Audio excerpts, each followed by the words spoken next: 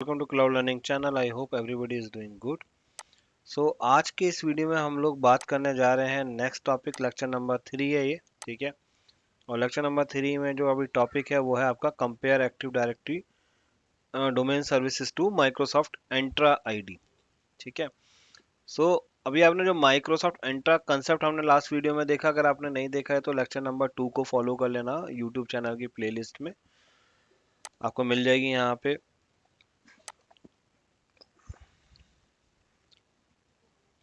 अगर आप जाओगे यहाँ पे तो आपको प्लेलिस्ट में मिल जाएगा वीडियोस, जिसका नाम है प्लेलिस्ट का azure videos for beginners. Azure videos for beginners, यहाँ पे आपको लेक्चर नंबर 1 एंड 2 मिल जाएंगे। और ये है लेक्चर नंबर 3 जिसमें हम लोग बात कर रहे हैं एंट्रा आईडी कॉन्सेप्ट्स की। तो हम ऑफिशियल, देखो सबसे बड़ी बात यह है कि हम ऑफिशियल कोर्स कंटेंट को फॉलो कर रहे हैं। जो AG104 का ऑफिशियल कोर्स कंटेंट है उसको फॉलो कर रहे हैं। तो डेफिनेटली अगर आप ये कंसेप्ट समझते हो तो ये आपके लिए काफ़ी ज़्यादा हेल्पफुल होंगे। ठीक है। तो ज़्यादा टाइम ना लेते हुए, अगर टॉपिक और वीडियो पसंद आया तो चैनल को लाइक कर देना और कमेंट सेक्शन में बताना कि आप कौन सी सिटी से बोल रहे हैं, कौन सी सिटी और कौन सी कंट्री से हैं। That will motivate me to create more videos. तो अब आ जाओ, जो कोर्स कंटेंट है, टॉपिक है आज का, वो क्या है? Compare active directory domain services to Microsoft Entra ID. तो active domain directory domain services जो है, ठीक है, वो क्या है और माइक्रोसॉफ्ट एंट्रा आईडी से कैसे डिफरेंट करता है, तो ये देखते हैं। तो यहाँ पे अगर आपको पोर्टल में जाते हो तो देखो एंट्रा आईडी ये है ना। तो बाय डिफॉल्ट जैसे ही आप बनाते हो आपको एक डिफॉल्ट डायरेक्टरी मिल जाती है। ठीक है। तो ये डिफॉल्ट डायरेक्टरी आपके पास बनी हुई है, राइट।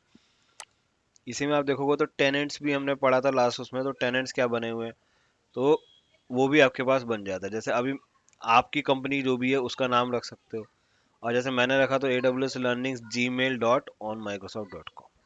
ठीक है। तो जो भी आप डायरेक्टरी का नाम रखना चाहते हो वो आपको मिल जाता है। तो ये टेनेंट हो गया। टेनेंट मतलब ये डोमेन है और इसके अंदर जो भी यूजर्स वगैरह बनेंगे वो इसके अंदर बनेंगे। अब मैं आया इसको जैसे ही मैं ओपन करता हूँ, ठीक है, तो आपको टेनेंट की डिटेल्स मिल जाती है। तो इसमें एक ही यूजर बना हुआ है और कुछ नहीं बना हुआ, राइट। अब आप आ जाओ यहाँ पे। तो जब आप एंट्रा आईडी पे जाते हो, राइट, माइक्रोसॉफ्ट एंट्रा आईडी पे गए, तो अब आप देखो यहाँ पे आपको एक यूजर मिल जाएगा। ठीक है। तो ये आपकी डिफॉल्ट एक डायरेक्टरी हो गई। तो ये एक देखो, एक यूजर आपको मिल गया, राइट। उसके बाद इससे रिलेटेड आप सारे काम कर सकते हो, डायरेक्टरी से रिलेटेड जो भी चीज़ें हैं वो आप यहाँ पे कर सकते हो। तो ये आपको यहाँ पे एक लेफ्ट सेक्शन मिल जाता है एंट्रा आईडी का, जिसमें आपको सारी चीज़ें मिल जाती हैं। ठीक है। प्रीव्यू हो गया, users, group, external identities, kind of. तो अब देख लेते हैं ऑफिशियल कोर्स कंटेंट में क्या कहता है ये। तो compare active directory domain services to Microsoft Entra ID, यहाँ पर आ गया। ठीक है। तो Active Directory Domain Services is the traditional deployment of Windows Server based Active Directory on a physical or virtual server, right? तो Active Directory DS क्या है?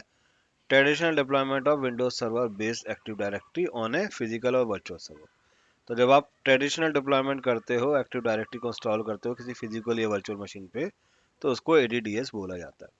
Active directory domain services also includes active directory certificate services, active directory lightweight directory services and active directory federation services and active directory right management। तो ये चारों चीजें भी इसके साथ में इंक्लूड होती हैं। तो although you can deploy and manage ADDS in Azure virtual machine, we recommend you use Microsoft Entra ID। तो आप, although you can deploy and manage ADDS in Azure virtual machine, but we recommend to use Microsoft Entra ID unless your configuration targets IaaS workloads that depends specifically on ADDS। तो आप कर सकते हो, लेकिन azure आपको suggest करता है कि आप माइक्रोसॉफ्ट एज्योर का जो डिफॉल्ट डायरेक्टरी है उसको यूज करो, रादर देन इसको किसी सर्वर पे इंस्टॉल करने के, है ना। तो यहाँ पे एक फर्क है कि भाई आप किसी सर्वर पे इंस्टॉल नहीं करते, आपको ये ऑलरेडी पार्ट है एज्योर का। तो Microsoft Entra ID similar to ADDS but there are significant differences. It's important to understand the use that using Microsoft Entra ID for your configuration is different from deploying an Active Directory domain controller on an Azure virtual machine। तो आप यहाँ virtual machine पे deploy नहीं करते, आप एंट्रा ID को ऐसे ही आपको एक डायरेक्टरी बनी बनाई मिल जाती है ना। और यहाँ से आप इसको यूज करते हो, तो ये काइंड ऑफ पास सॉल्यूशन हो गया। ठीक है, टाइम ले रहा हूँ लेकिन आपको समझ में आया कंसेप्ट, इसलिए ये समझना बहुत जरूरी है, इसलिए हम टाइम भी ले रहे हैं और आपको समझना बहुत जरूरी है इस चीज को, अगर आप एज्योर 104 करना चाहते हो तो as you plan your identity integrity consider, तो सबसे पहला डिफरेंस क्या हो गया, एडीडीएस किसी सर्वर पे इंस्टॉल्ड होगा और माइक्रोसॉफ्ट एंट्रा आईडी एज्योर पे ऑलरेडी सेटअप है, बस आप अपने डोमेन का नाम लिखो और सेटअप हो गया। As you plan your identity strategy consider the following characteristics that distinguish Microsoft Entra ID from ADDS. Identity solution. ADDS is a primarily a directory service where Microsoft Entra ID is a fully identity solution. तो वो directory service है, ये क्या है, fully identity solution है।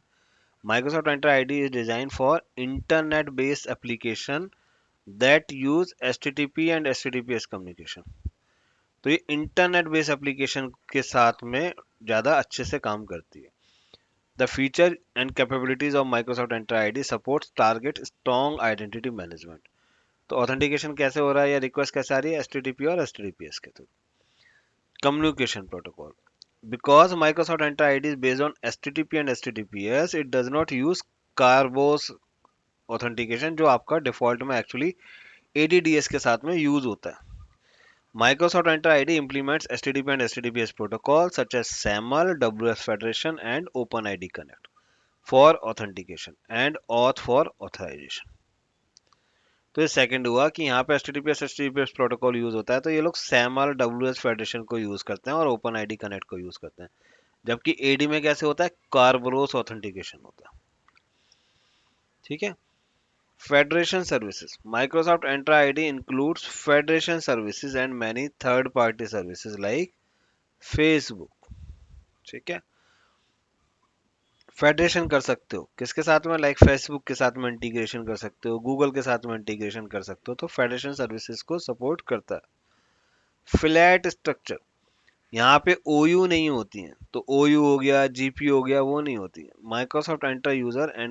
Microsoft Enter users and groups are created on a flat structure. There are no organizational structure unit for or group policy objects.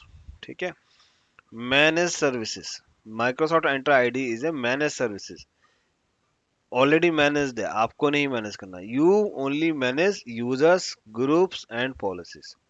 If you deploy ADDS with virtual machine by using Azure, you manage many other tasks, है ना, जिसमें including deployment, configuration, virtual machine, patching and other backend process। यहाँ पे बाकी सब कुछ क्या take care कर रहा है, Azure टेक केयर कर रहा है, और आप सिर्फ यूजर ग्रुप एंड पॉलिसीज को मैनेज कर रहे हो।